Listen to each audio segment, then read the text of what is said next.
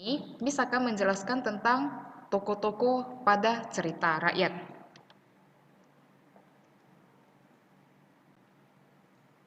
Nah, dalam sebuah cerita, khususnya dalam teks fiksi, biasanya terdapat orang-orang atau bahkan hewan yang berperan di dalam cerita.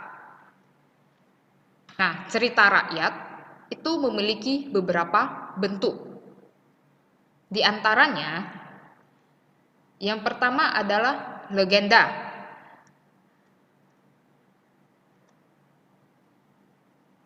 Nah, di sini Miss ada tunjukkan beberapa foto tentang Lombok. Oke, Miss jelaskan ya.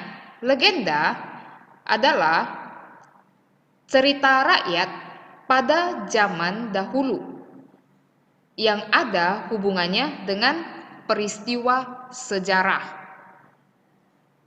Nah, seperti yang murid-murid lihat, kalau dalam buku cetak kalian, pada halaman 113,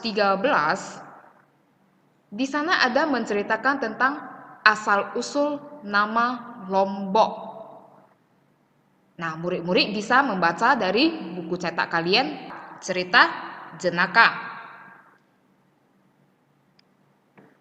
Nah, di sini Miss juga ada kasih beberapa gambar tentang cerita Jenaka Si Kabayan. Cerita Jenaka adalah cerita penghibur yang membangkitkan tawa, jenaka, keriangan, atau sindiran. Nah, cerita Jenaka itu adalah cerita yang menghibur kita. Setelah kita membaca cerita tersebut, kita akan terhibur akan ceritanya. Nah, yang ketiga, saga atau cerita Panji.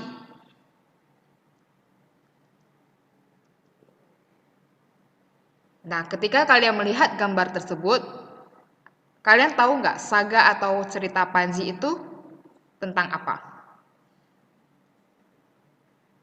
Nah, saga atau cerita Panji yaitu cerita rakyat yang bersifat legendaris yang menceritakan tentang kepahlawanan atau petualangan yang mengagumkan.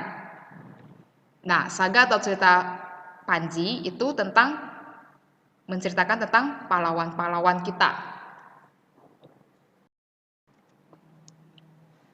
Menunjukkan tokoh-tokoh pada dongeng.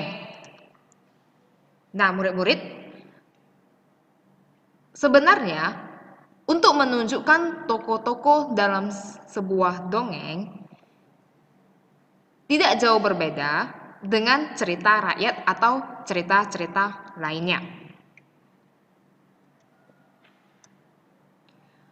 Tokoh-tokoh dalam cerita itu terbagi atas 3 tokoh.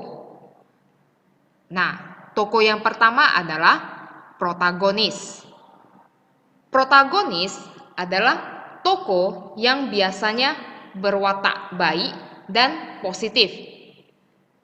Contohnya saja, jujur, rendah hati, dermawan, dan setia kawan.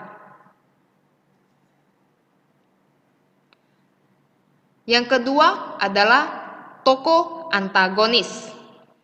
Tokoh antagonis adalah tokoh yang biasanya berwatak buruk dan negatif.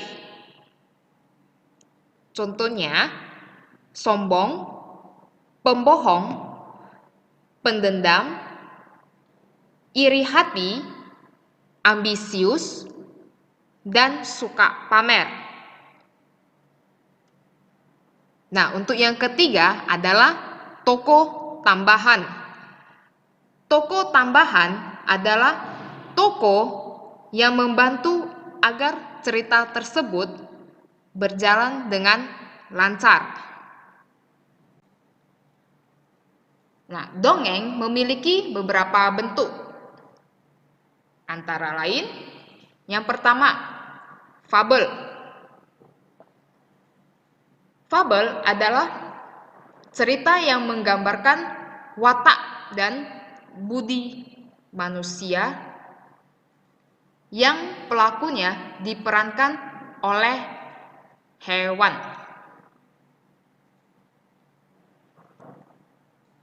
Yang kedua, mitos. Mitos adalah cerita suatu bangsa tentang dewa dan pahlawan zaman dahulu yang biasanya mengandung cerita gaib. Nah, murid-murid bisa lihat pada buku cetak kalian halaman 115. Di sana itu ada cerita dongeng tentang si kancil cerdik. Nah, itu berkaitan tentang fabel. Untuk ceritanya murid-murid boleh baca dari buku cetak kalian masing-masing ya.